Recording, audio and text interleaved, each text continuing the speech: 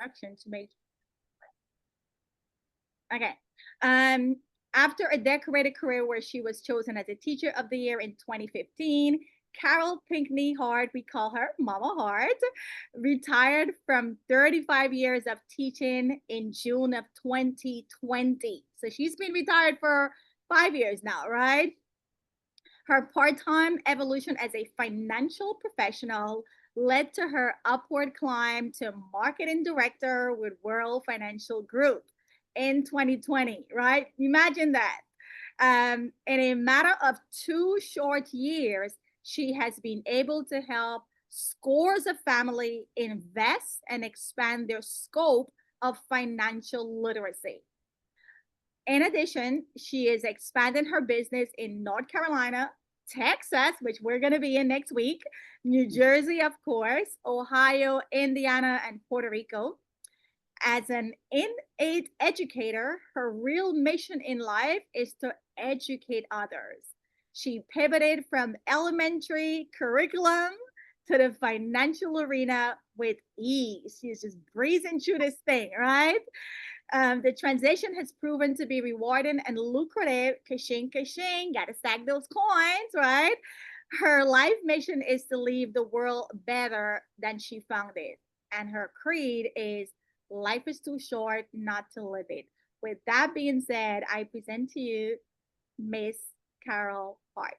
Take it away. Thank you, Odetta. Thank you. Thank you. It's nice hearing about myself. That's pretty dope. So, Odetta and I actually work in tandem within the financial arena, but I have a special skill and experience with scholarship acquisition. And so, when she came to me with the suggestion, I said, awesome, dope.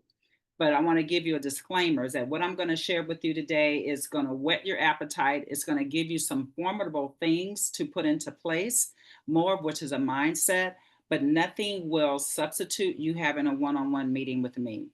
I've been doing scholarship workshops since 2014, before I got into finance, because I wasn't a kept woman. I worked full time, was raising a family, was married at the time. And it was a lot of work, but I realized that scholarships are absolutely out there. You just have to know what to do. So I did the heavy lifting. I got my hands dirty. I know exactly what to do and what not to do. So I'm going to share with you what I put together, so that you guys can get things going here. Okay, let me share my screen the right way. Let's move the toolbar out the way so we can get this started. Slideshow, start from the beginning. Okay, very good.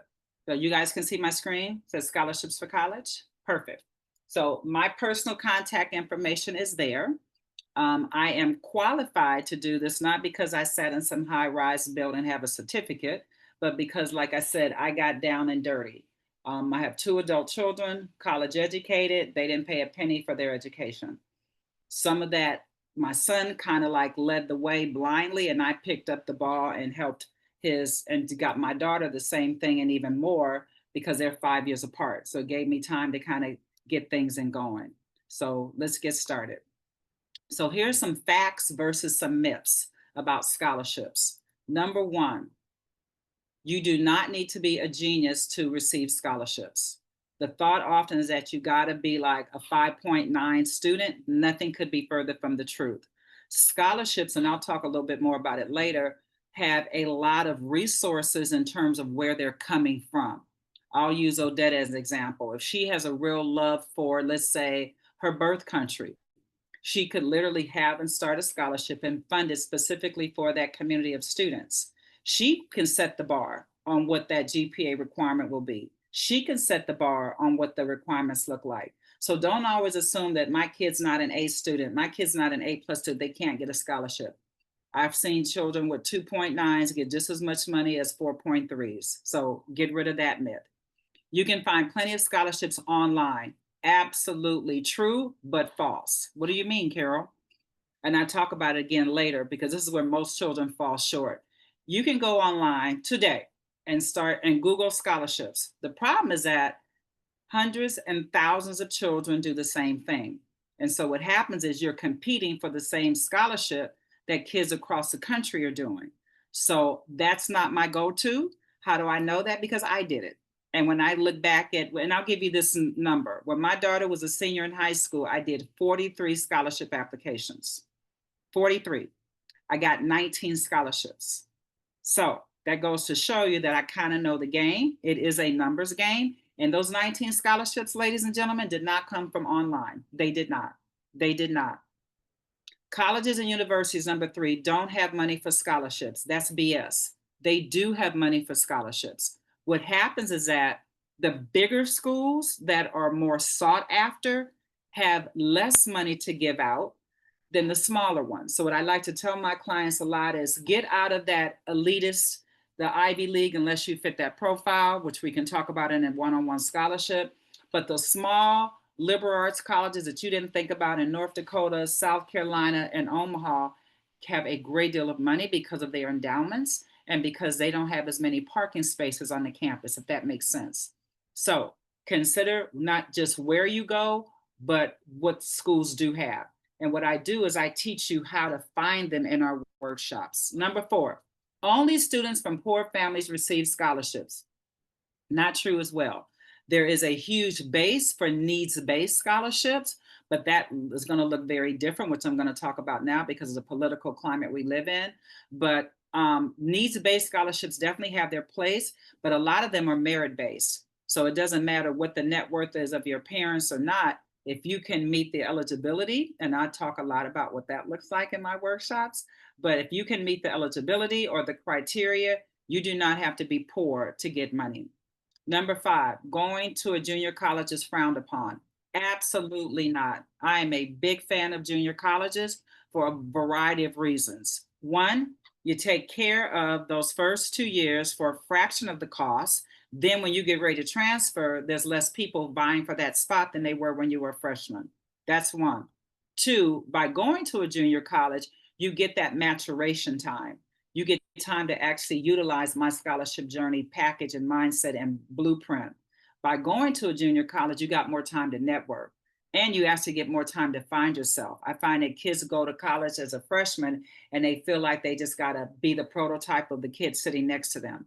But when you go to a junior college, you get an opportunity to find your rhythm and your rhyme, and it ends up being very beneficial. And number six, scholarships are hard to locate. That's BS. You only think that because you haven't met with me. When you meet with me, I'm going to change everything about how you think about scholarships and where to find them. But if you don't remember anything else, I'm going to definitely say, do not go online. No scholarship.com, no scholarship.net, no scholarship.org. Do not. It's not a good place to go because everybody else is there. Next. Okay. Oh, wait. Is that the right one? Yes. So wait a minute, is this the right slide? Yeah, that's true. Okay, I'm sorry, I don't remember naming this. Next steps, book your scholarship with me and receive. There's other things I'm gonna talk about. Looks like I got out of order, but that's okay. So you're gonna find out how to brand your student. What do you mean by that, Carol? Everybody, I hate to tell this to you, but every high school kid that is college bound has a great GPA. They do. Their test scores are pretty good. That's not what scholarship committees are looking for. They're looking for what sets you apart. So I can see Helen and Sierra on my screen. So let's say Sierra and Helen both have a 4.3. They both have amazing grades, but what is it makes them different? How do they stand out? And so I teach you how to brand, and I'm happy to use the word embellish, your brag sheet. Your brag sheet or the list of activities and things that you're involved in is the separator between the students that have a great GPA and yours is great as well. Because they're looking for oftentimes what gives you uniqueness. Let your differentness be your blessing. And you need to know what to look for, you need to know what they're looking for. How to locate grassroots scholarships. This is really the bread and butter of what I do. When I say grassroots scholarships, I use Odetta as an example.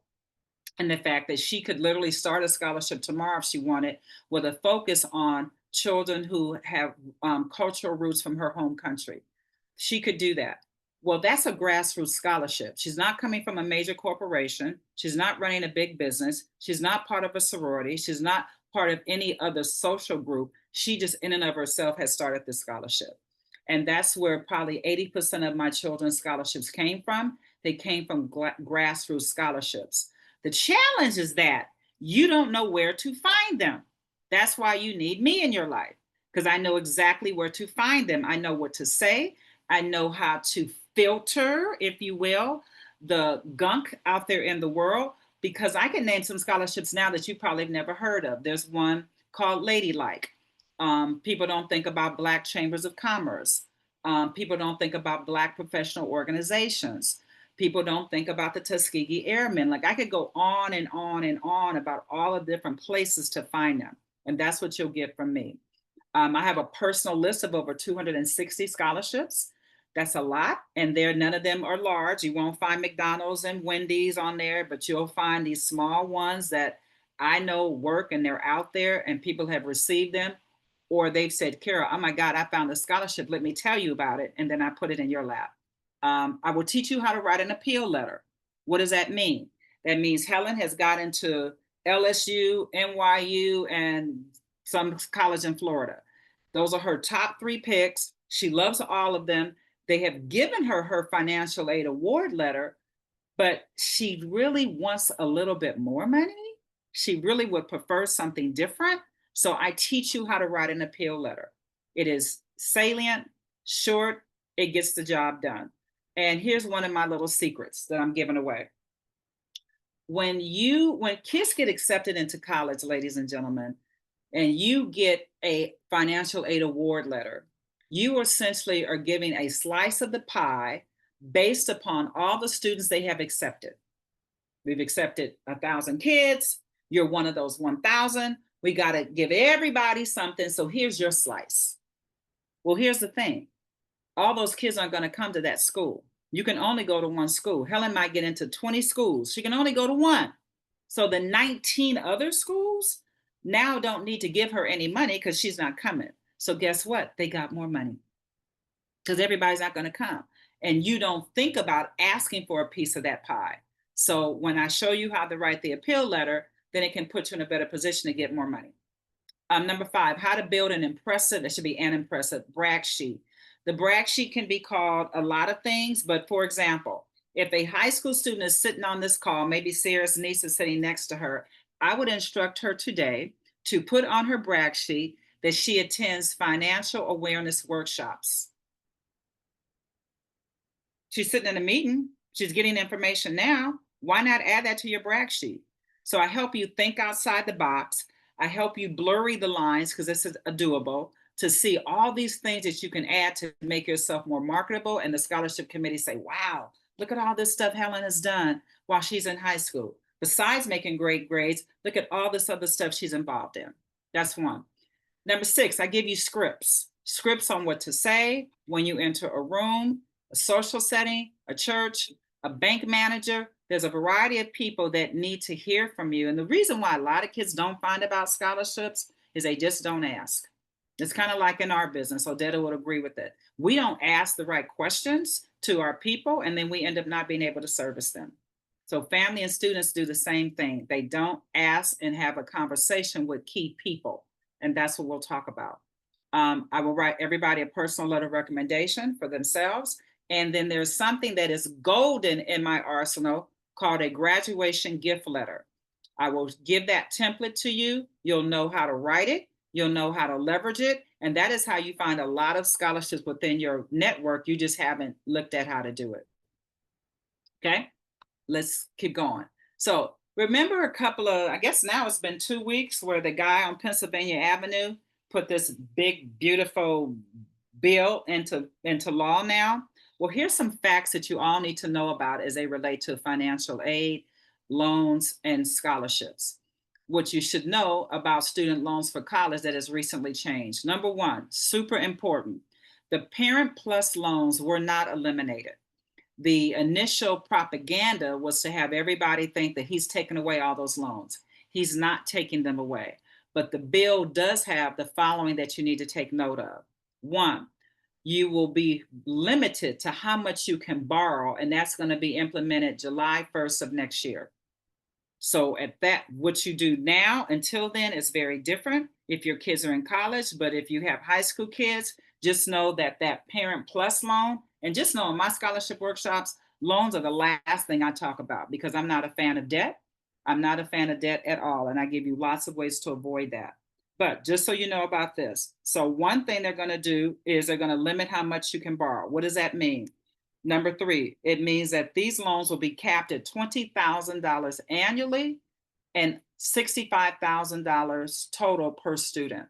So think about it. If college is 4 years and you only get $20,000 cap per year, 20, 40, 60, 80, you're kind of out of the ball game for a 4 year loan if it's capped at 65 grand. So that's one thing you should realize. That's why meeting with me is important because, again, you just heard me say I'm a fan of junior colleges. This is another reason why. So that's just something to think about. You're not going to have access to as much money as you did for these loans. Number four, any PPL loans taken out after July of 2026 will not have access to any income driven repayment programs or forgiveness. So, up until now or then, if you had one of these loans, there had programs in place where if you had an income need, low income, or you needed a forgiveness for whatever that may look like, disability, illness, hardship, they are now going to do away with that. So, whatever you take on, you're going to have it, regardless to your income or looking for forgiveness. It's just not going to happen. Pell Grants. Pell Grants are typically free money. The grants are free money. Remember that. Loans you pay back, grants are free money. Well, Pell Grants are now going to be on the chopping block as well. They have not totally decided exactly everything they're going to do, but they are entertaining, they are looking at, and they are making proposals. Here's some of them. They want to increase the course load, and that might be required. So that's going to affect part-time students and even junior college students. So in order for you to get a Pell Grant, what they're saying is you're going to have to take more classes. If you want this money, your course load is going to have to increase. Well, that's difficult for students who may be working part-time. That may be difficult for students who go to a junior college because a lot of those tend to be employed at the same time. So now you're going to be out of the Pell Grant eligibility. And the stricter eligibility requirements are also being considered. There were too many of them to list, and because it's still iffy, I didn't want to bombard you with that, but literally this is public knowledge, so just get on the bandwagon. I know when I was, and I'm 62, but when Pell Grants came around in my day, that was a bunch of free money that we never had to get back. And that those days are gone. They're gone. What's also disturbing is that grant plus loans are expected to be blocked as well. So what that means is that there were grad plus loans specifically designed for students going to graduate school. They were not for undergrad students. They are on the possibility of being blocked as well, meaning they're not even open, they're not even to an opportunity.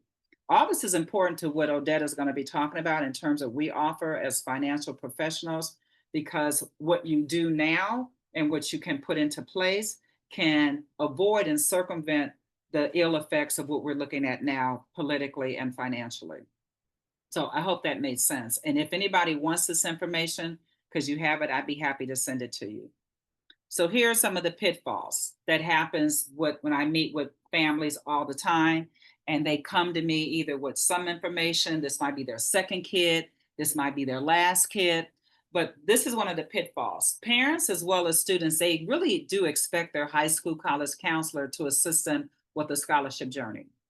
They go to high school, they're in high school, they don't think about it too much the freshman year, which I think is a mistake, but they start kind of thinking about it sophomore year, and then junior year, the anxiety sets in. And they say, they've said it to me loudly, well, I know they'll get help at school with the college counselor. No, they don't. That's like having my hairdresser change the oil in my car. They really don't have the training or the experience to do that. Most counselors are trained and expected to assist families with SAT and ACT test scores, the college application process, FAFSA forms, and college tours. That's really their wheelhouse, no more, no less. The financial aspect is completely out of what they do. So what they normally do, and I've heard it 995,000 times, Miss Hart, my college counselor told me to go find scholarships on the internet. I said, I get it. And you're probably using the College Board account, your FastWeb account. Guess who else has one of those accounts? Every graduating senior in this country has the same account. They get the same emails, They're applying for the same things. You're not going to get them, then you're frustrated, and then you're angry, you feel disillusioned, and then you stop. So don't fall down that rabbit hole. Last thing here. With that being said, these counselors advise their families to search the web for scholarships. Huge mistake, which I've said. The internet's full of scholarship leads that thousands of other students are applying for as well as you, which means your chances of getting them are slim to none. Remember, I said I applied to 43 scholarships my daughter's senior year, and we got 19. So you do the math. Those other ones didn't come from the grassroots scholarships. It's because I was doing big stuff that I'd found online, or I was going to big books. I was doing everything but the right thing. And once I figured out how to do it right, now I can like make it better for you guys. That might be my, hold on, where's my cursor? That might be, yep, that is my last slide. So I'm gonna stop sharing. I see there might be something in the chat. Let's see. This is primarily geared toward us. I don't know what UNIS means, Mr. Wilkinson. Can you still write an appeal letter if your son is now in a junior college? Well, you're there now. So, and this is Mr. Wilkinson. You're there in college, junior college now. So when you get your award letter every year, you can do an appeal letter. Yes, you can. I got that idea from my son when he was entering his senior year of college. He was good those first 3 years, but he kind of overspent the extra money, complete transparency, wanted more money. So he wrote an appeal letter. And I said, what is that? And he told me, and so I said, oh my God, that's ingenious. So you can still do that for sure. And I think that's all I saw in the chat. Okay. Any other questions, comments from me? Just consider this a look at the menu and not having ordered. But if you leave here today with nothing else, you know what not to do. Now you want to sit and incorporate with me what to do on an individual basis where it works very differently because every child is different, but my blueprint is essentially the same. And let me just say this, it is aggressive. My system is very aggressive. I tell all my parents, congratulations, you just got your second job. Because if you are going to get serious about looking for scholarship money, you can't save that for your free time on the weekends. I did it every single day of her senior year. I kind of took my foot off the gas pedal a little bit in May because she didn't graduate until June, but not really, not really. So just know that if you meet with me, roll up your sleeves, be ready, but it is nothing more gratifying than to see your child receive thousands of dollars simply because they did the right thing and they've earned that right to do it. Okay, so no other questions for me? I'm sorry, I have a question. Yes, hi Lisa Fuller. Hello. I'm actually Leah Fuller. I'm Lisa's daughter. Okay. Nice to meet you. Sorry about that. I wanted to know that when you're doing essays for the scholarship, what are those essays supposed to look like? What is what's supposed to look like?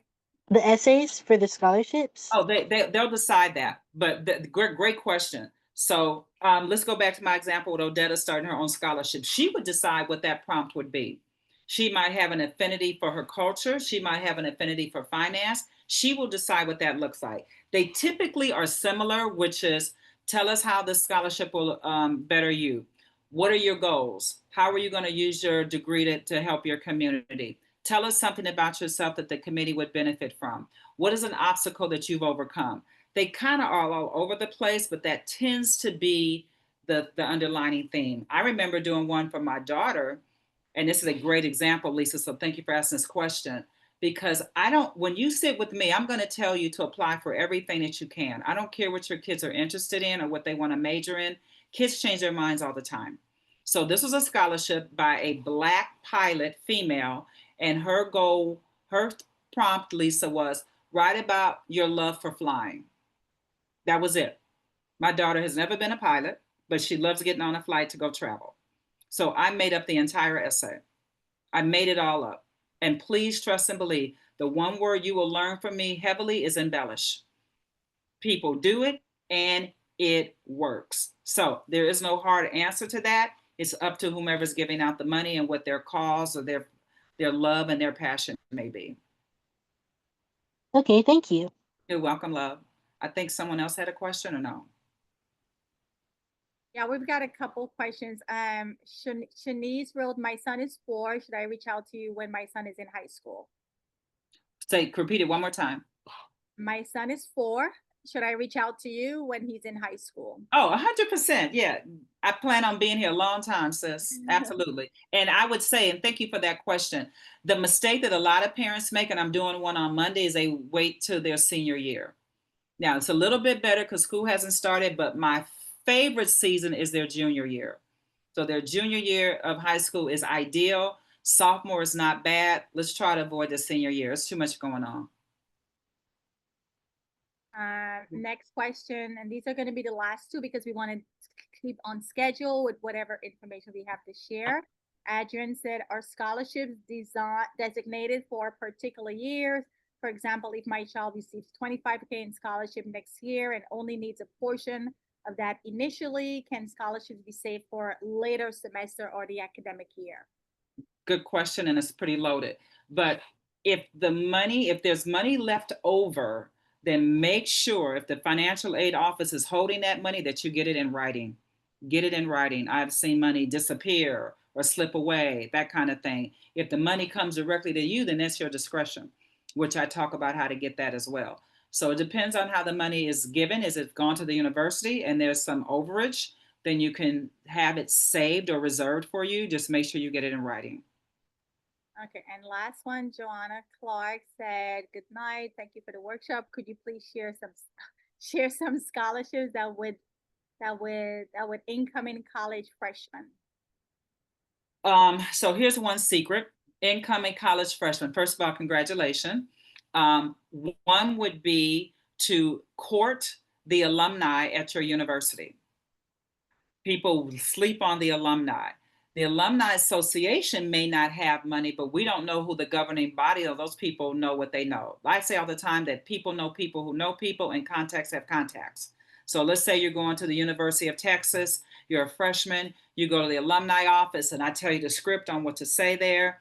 Bottom line is be excited, be more interested in them than trying to get them interested in you. And then simply say that, being here is really important, but my family may not have the financial tools to finish my financial journey. How do you help students like me? That's one big goal. That's one conversation.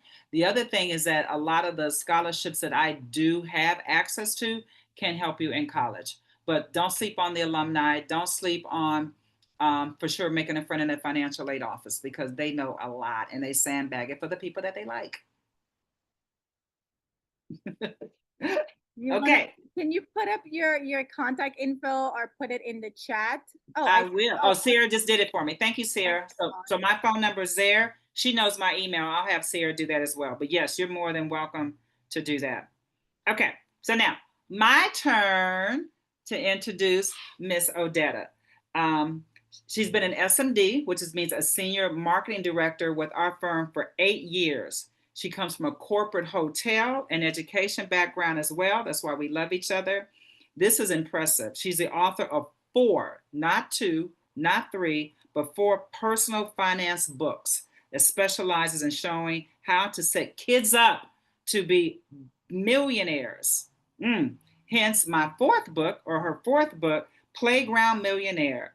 All books are on Amazon and her website, which she'll put in the chat as well. It's actually in her screen. It was OdettaKing.com. So please welcome her. I've loved Odetta because clearly she's more decorated than me in this industry, but her pearls of wisdom are super important. So take good notes, pay close attention, and Odetta, take it away. Awesome. Thank you, Ms. Hart. What Ms. Hart just said, I am a living witness. I'm part of a organization called Guyanese Girl Rocks, right? And literally, like she said, anybody can really start a scholarship.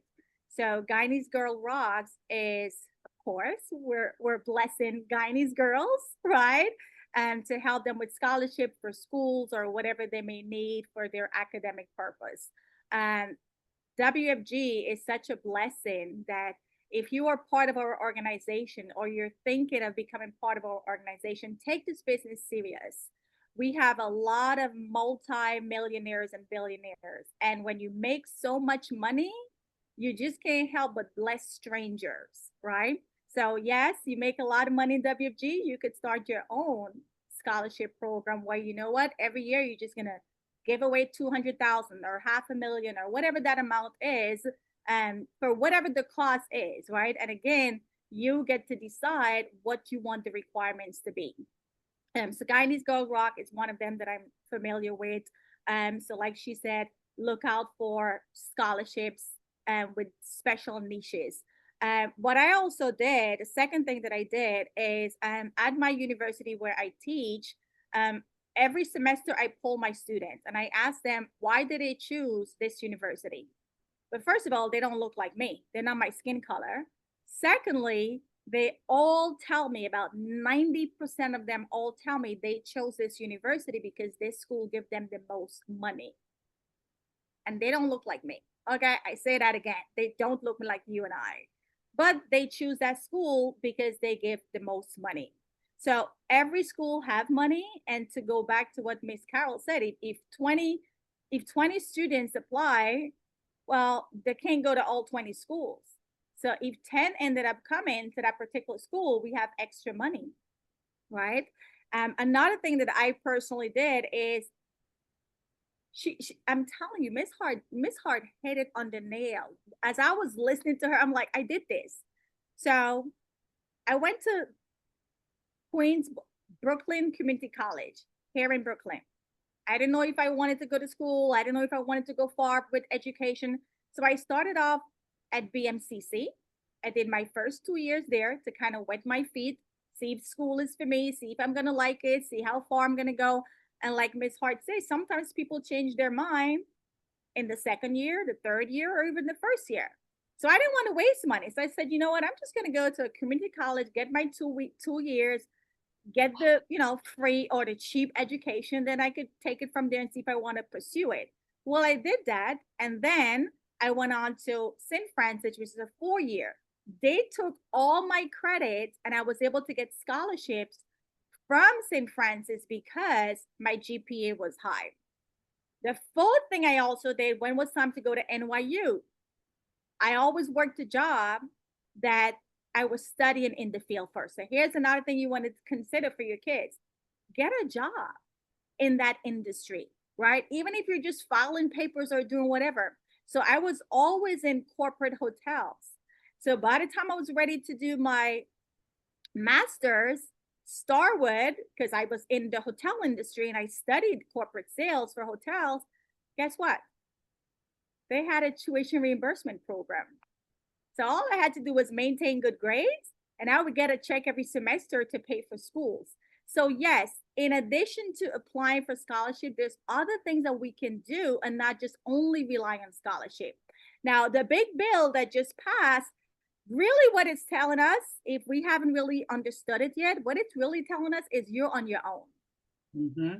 You're on your own, honey. You better start saving. You better work for more money. You better do whatever you got to do because you're on your own, boo boo. We ain't giving you this money. And if we are giving you, we're going to have some tight requirements on it. You're going to have to go a full-time schedule and you're going to have to work hard to get this free money. And you're still not going to get it free. And you're still not going to get all of it. So why put ourselves in that extra stress?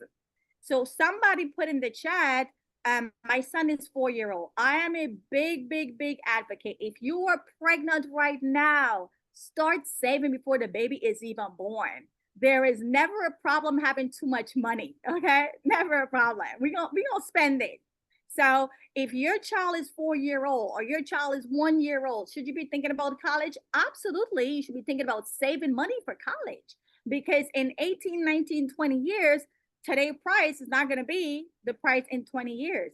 So a lot of us, we make the mistake of scrambling to save like 2-3 years out. It's late, right? And then we don't know what Miss Hart just said. And we ended up with a lot of student loans, or we say, you know what, I'm not even going to go to college because I don't want to deal with this. So I'm going to show you guys a strategy that everybody needs to start saving money from birth, whether you have a child or not. And I don't have any kids, but I'm saving, right? Because there's never a problem having more money to spend, right? So if you have your kids, if they're young, you want to get on the bandwagon, schedule a one-on-one with us, the scholarships and all these other avenues. And guess what? If the kids don't want to go to college, more money for you. It's not going to go to waste. It's more money for you, right? But in the meantime, where you're saving this money, right? Because I know we're going to do the scholarship part, but you also have to come with your own money, boo boo. Because according to the BBB bill, you got to have your own money. Yes, we're going to seek out the scholarship, but we got to come with our 2 cents too. And where we're going to put that 2 cents is going to matter, because if you put that 2 cents in the wrong bucket, well, that's going to completely knock you out from even getting the 2 cents from the school. So I'm going to share my screen, right? As Ms. Hart said, my fourth book, Playground Millionaire, How to Set Kids Up to Be Millionaires. This is one of our Playground Millionaire, baby Arcos, and Myra, who is one of our senior executive in the company. She has her amazing little boy, right? And of course, he too is a Playground Millionaire, right? And she posted this on her Instagram page, and I said, Myra, I'm gonna be using this in my presentation forever. She's like, knock yourself out, Odetta. So this little baby boy right here, he is monetized. Okay, he is stacking his coin. He's in magazine. Like, he don't even know what's going on, but mama set him up to start stacking these coins, right? So I really should be paying Myra some royal for him posing with my book, but it's all good. We help each other here. So where you're going to save that money matters, because you want to also come with your 2 cents and of course apply for the scholarship. You do not want to save money in the bank. And I know that's where we all got the money and we think we good. That is not the place you want to put the money, not in the bank. If you put the money in the bank, you will have to disclose that on your financial aid form. And once we see you got money, goodbye. We ain't giving you your 2 cents, okay?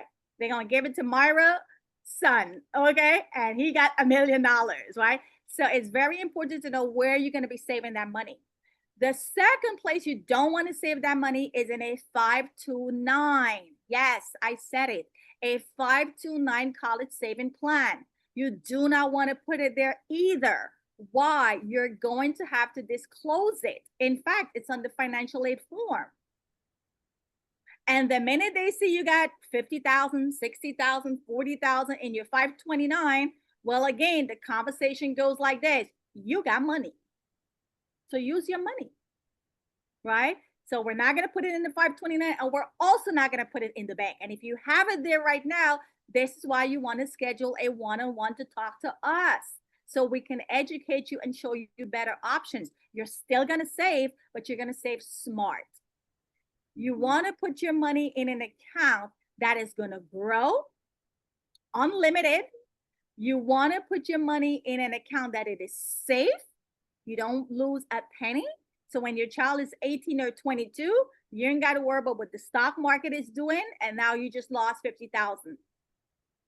You also want to put your money in a tax-free environment, because a tax-free account means more money. If you got 50,000 in a tax-free account, it is 50,000. But if you have 50,000 in the bank that you're going to have to pay capital gain tax, you do not have 50,000. Plus, you got to disclose it, right? These are all things that everybody needs to know.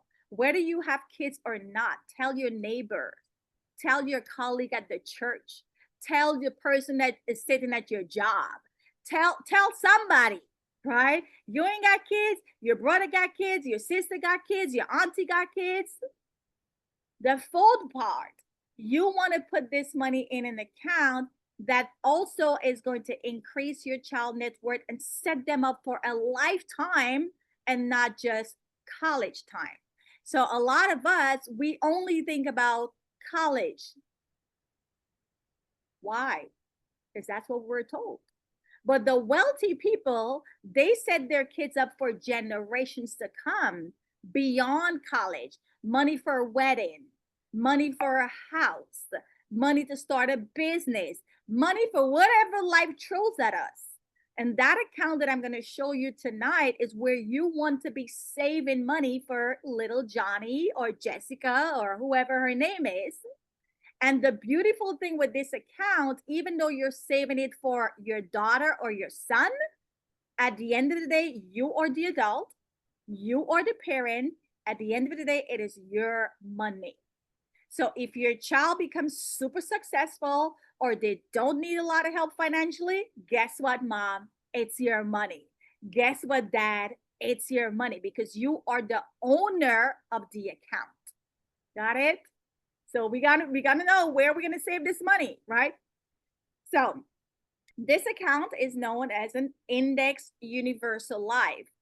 And here's a sample of someone saving just $200. We can all save $200. And if you cannot save $200, you need to be in WFG, come on board, get your license and make an extra 1 to 2,000 so that you can start saving, right?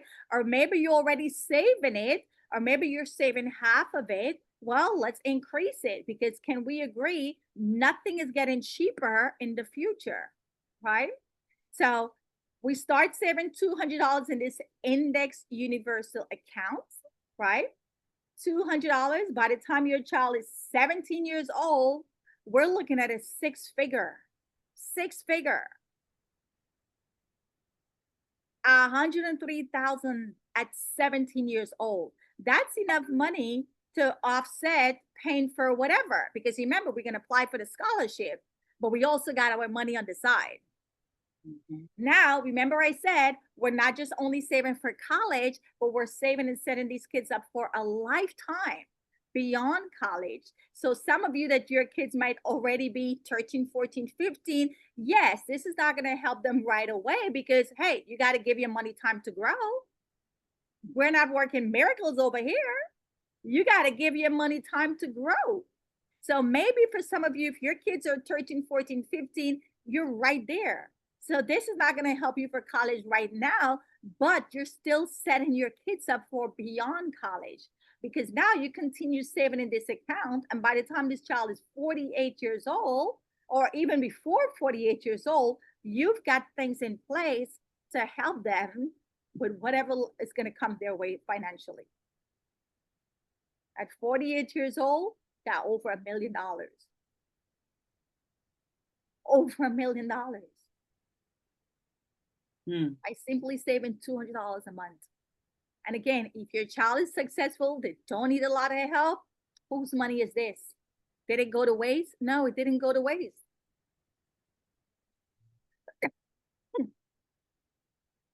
We continue. At 71 years old, yes, we're setting these kids up for a lifetime, not just for college. You see the mindset? When you're in this business, you start thinking different. Majority of people are just saving for college and goodbye you on your own. But the wealthy people don't think like that. At 71 years old, this child who we started saving $200 way in the beginning, now at 71, they have a multiple six-figure retirement income. $242,000 they can withdraw in retirement years. Tax-free.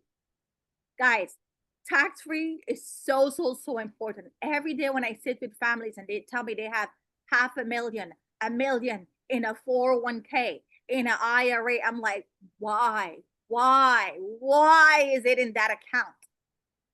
Because you got to pay 30, 40, 50% in taxes. So it's important where you're saving the money, right? So almost 242,000, this child who's now an adult and a grandpa can take out. So his entire life is set up. We're not just talking about college. We're talking about setting your kids up for life. And at age 100, if they live that long, oh my God, look at this summary. How much did we really take out in total? A lot. Way more than we put in. Mhm. The legacy also continues. So the parent puts in 325,000 in increments over all these years, 200, 200, 200. When people give you money for your birthdays, graduation, Christmas, Thanksgiving, in my family, we give smart gifts around here. No longer me just giving Corey and Kyra $50 to go spend. No, we giving smart gifts around here, right? So you put in 325,000 over the years, and it gives you a tax-free income of over $7.2 million.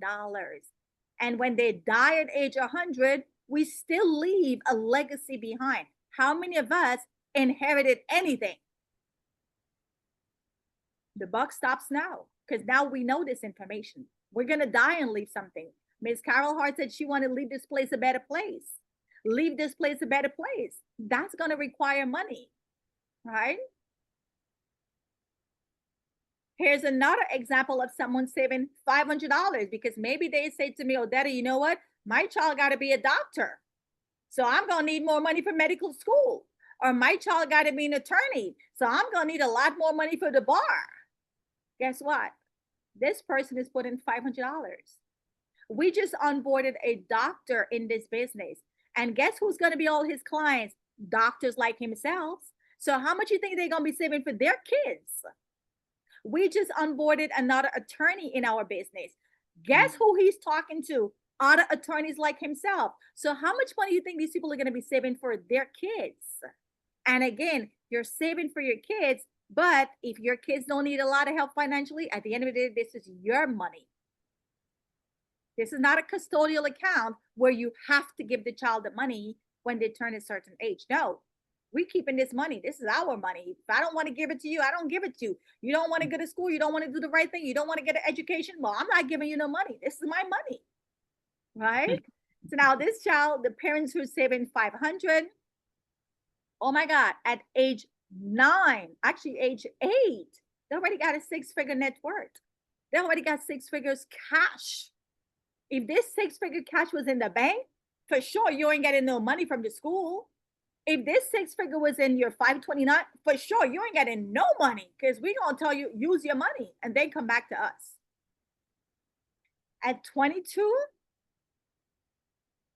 over 600,000. I ask myself every day, who did this to us? Who scammed us? Who fooled us? Who robbed us? Who didn't took the time to give us this information?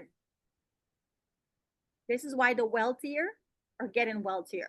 This is why the rich is getting richer because they know this information and they implement this information. Now, let's say this child is 22 and they got over 600,000. Well, if they need any money, they could pull out some money from here for school after they got the scholarship. Because not because we got the scholarship, we're going to spend our own money. No, we're going to go for the scholarship money first. And if anything, we got to chip in. We got this to chip in. Right? And now it's age 33. Look, this child could take out $75,000 for a down payment for maybe a house. A house at age 33. You could buy a house at any age. You just got to have the money. Right? Account summary. In total, we put in 360,000, 500, 500, 500, 500. Because guys, we're saving the 500. We're saving the 200, but where? The question is where? Is that $200 being leveraged? Is that $500 being leveraged? Where are you putting it? Under the mattress at the Susu lady? No, we got to do better, people. We know better now. We're going to do better. So let's say with this account, we put in 360,000. We took out 120,000 for student loan to pay off because after the scholarship, we still needed to chip in some more. So we took it out. Time for buy a house. Guess what? We took out another 75,000 down payment for a house. We ain't got no debt. We ain't got no student loan. So we got a head start. Retirement rolls around, 13 million. 13 million we would have taken out. Annually, 453,000.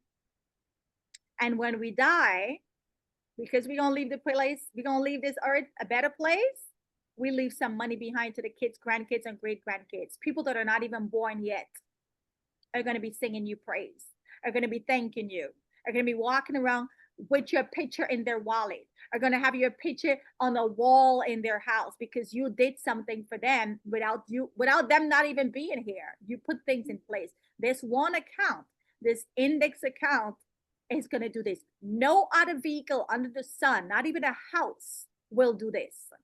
So as we close, yes, I hear everybody needs to be focusing on two things. We want to schedule a one-on-one so you could navigate the scholarship route. If your kids are very young, you still start the process and we're saving the money in the right bucket. And if your kids are right around the corner or they're already in college, we still want to do this for them because we're going to set them up for life and not just for college, right? So it's not just about saving money. When people say, oh, I'm saving, that don't mean nothing to me. It's good, but where are you saving the money? All day, every day, clients tell me that I'm saving, I'm good. No. We still need to talk. We absolutely still need to have a one-on-one. Where are you saving that money? I know where they're saving. I know what their options are, right? It's not just about saving money. It's about saving money smart, tax-free, risk-free, and control your financial future. Because if you got $500,000 in the 529 or in the bank, you are not controlling your future. You could be sued and that money is gone. Because both of those documents, you 100% always have to disclose them. You want to apply for some food stamp or government aid, they're going to ask you to show those documents, but they will never, ever ask you for this index account to show. That's how you control your future, right? It's not about saving for college, but it's about saving for a lifetime and setting these kids up to be a playground millionaire. And if they're successful, more money for you, dad, more money for you, mommy, right? So let's see if you qualify. This is why you're going to want to schedule a one-on-one consultation with us, right? Let's see if you qualify because not everybody's going to get this account. Some people, sad to say, even babies, kids don't always qualify for this account. Adults don't always qualify for this account.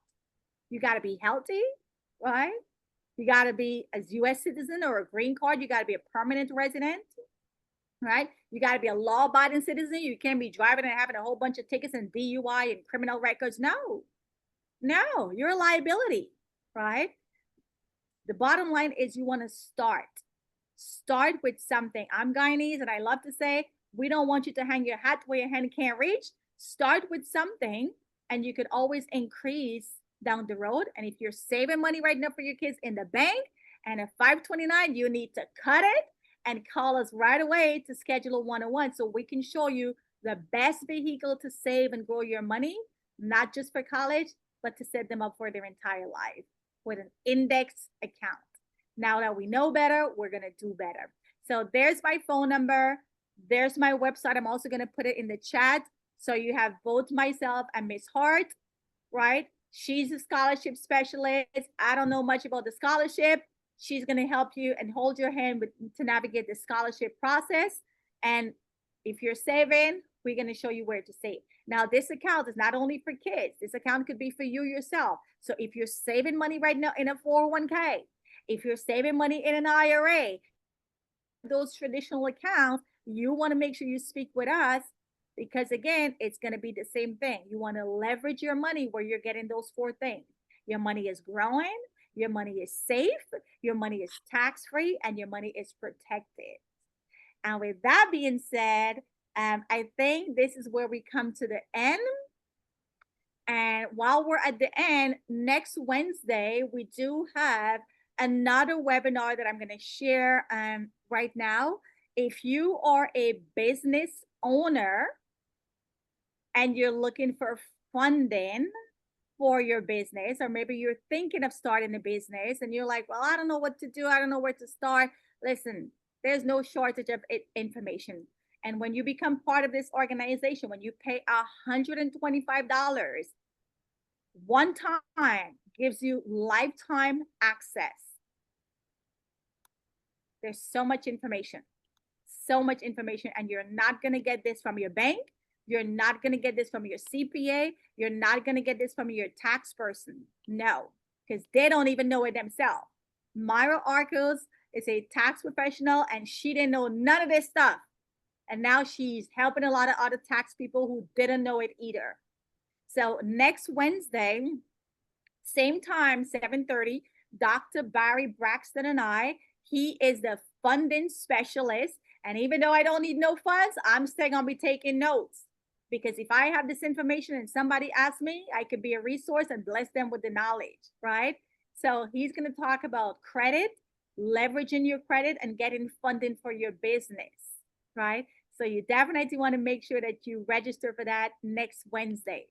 Now, the following Wednesday, we're going to be coming back from our convention. We're going to be super pumped, fired up, and excited. And in my office in Brooklyn, New York, 2174 Nostrand Avenue, we're going to have an orientation, 2 sessions, one at 2 p.m. for the people who, let's say they're retired or school is closed and they got some time during the day, they can come in at 2. And then for the folks that are still working, they can come in the evening session at 7 p.m. We're going to be at the office. We're going to have workshops and showing people how to save your future and how to make more money, right? So it's twofold. Do you want to be a client, get help with your finance, or do you want to explore the business opportunity and make extra income on the side, right? So both of these can be booked on my website, odettaking.com/health and wealth. And we also have one more thing I'm going to talk about. Our pop-up shop, right? This is now going to be our third one, September 27. This is for people, again, who have a business and they want to promote and network their business. So you can be a vendor at our pop-up shop at our office, 2174 Nostrand Avenue. We're right at the Flatbush Junction. There's going to be food, there's going to be fashion, there's going to be jewelry, whatever the vendors are selling, that's what's going to be available. But I encourage you to, if you know people in New York, Brooklyn, Queens, Long Island, this is a great opportunity to come out and network, and let's have a money conversation, or as I like to say, a coins conversation. Let's talk about how to stack these coins, right? And we've been doing very well with this. And I'm going to turn it back over now to Miss Carol Hart if she have any lasting words. But thank you guys so much. This is recorded, so you guys will get the recording. You can share the recording with a friend, a coworker, a family, or whomever, or if you just want to watch it back, right? So thank you so much for joining us. Back to you. Yeah, thank you, Odette. That was really, really good.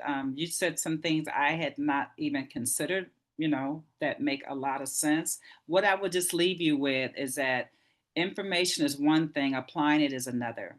So getting the notes and hearing that, don't be a student of taking notes, be active in what you do and apply with this information. Whether you contact Odetta or myself, just make sure you contact someone.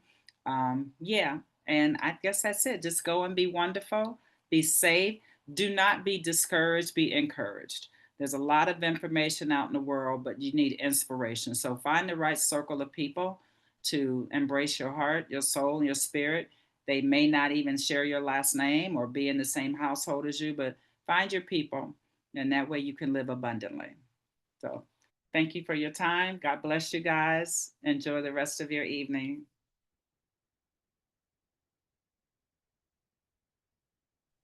Thank you. Have a good night.